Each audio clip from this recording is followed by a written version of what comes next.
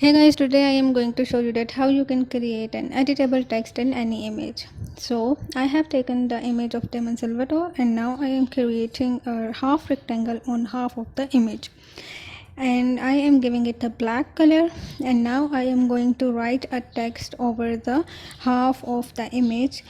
And after writing the text, I will give it a different font size to the text to create a typography effect over the image. As you can see that I have make the life and big in a bigger font size, so you can do it on your own just the way you want and like it.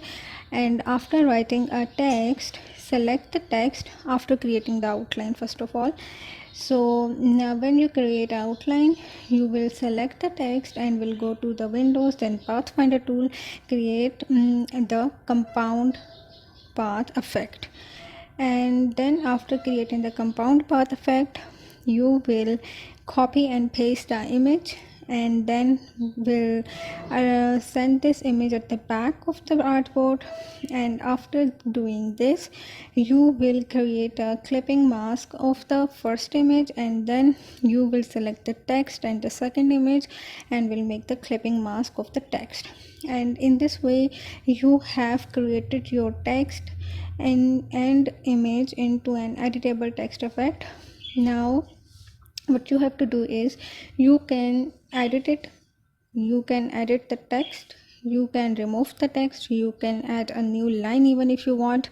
So it's all up to you that how you are going to use this effect. And this is one of the great blessing of the Adobe Illustrator. We can do it in the Photoshop, but this can also be done in the Adobe Illustrator. So as you can see, now I am editing my text which has been clipping masked already. So this is all for today. Hope you guys like.